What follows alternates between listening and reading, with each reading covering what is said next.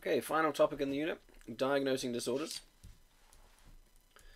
Okay, so we've got 4 lessons in this. Now, just a reminder, I don't teach this topic. I might spend 1 lesson on it because I think the concepts and the ideas are pretty useful, but I'm just too pushed for time. I think they've put too much into the topic, and they've reduced our hours by reduced the time by 20 hours. I think there's a big mistake from the IB, and I'm not going to make my course suffer because I feel like they've made some poor decisions. So I might spend a lesson on it, but I definitely won't be preparing my students to write exam answers about this particular topic. But anyway, regardless, if you are, this might help you. So cultural diagnosis, we'll do a little bit of a review, and we're looking at simply how can culture influence diagnosis. Last topic, we looked at how culture can influence treatment, and some of the concepts might apply. Here's a review. This can do topics 4.1 to 4.4, or you can do a review of the whole unit. There's 2 options here for Jeopardy. Now, here's a video about hikikomori. This is a culture-bound syndrome in Japan. And as they're watching, to see if they can list and remember the symptoms. And then they'll see if, afterwards we'll discuss, do they know of any other similar disorders, or is this something that's really unique to Japan?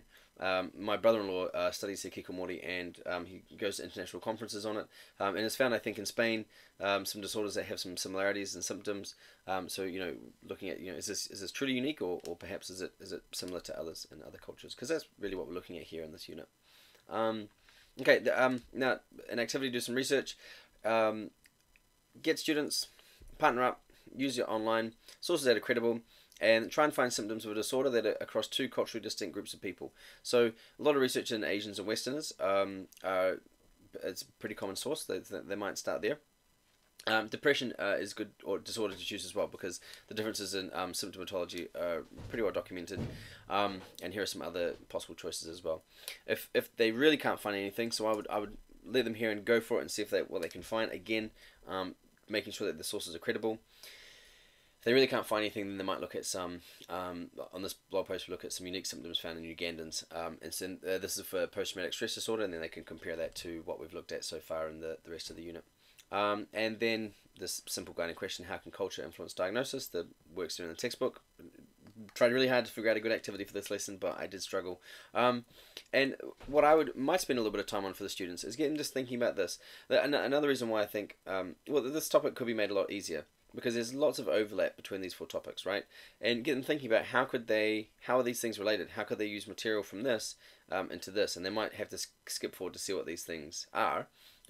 Or you might come back to this at the end of the topic, or you might introduce this in the beginning, up to you. But, for example, classification systems help us distinguish normality versus abnormality.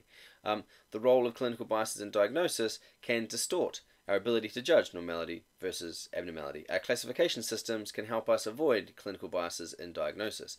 Clinical biases can affect the validity and reliability of diagnosis, which might make it difficult to distinguish normality and abnormality. The classification systems help us have more valid and reliable diagnoses. This topic is an absolute mess. They don't tell us what they want us to learn, what the key concepts is anywhere in the options. Sorry if I'm venting about the new guy, but this does really frustrate me, because this is curriculum writing 101, I would have thought. But what this does mean for us as teachers is we can exploit these overlaps and make the most of them, so we can figure out our core concepts that we want them to understand based on these topic headings, and then we can exploit those overlaps. And again, as always, I don't exploit overlaps just for the sake of cutting content for the sake of exam prep. I do it because I want to get to the core concepts that students are going to understand and hopefully remember for a while. Anyway, you can reflect, come back to the key questions, these 3 things, see how well students did, and the next lesson we look at diagnosis and the DSM. Here we introduce the idea of classification systems.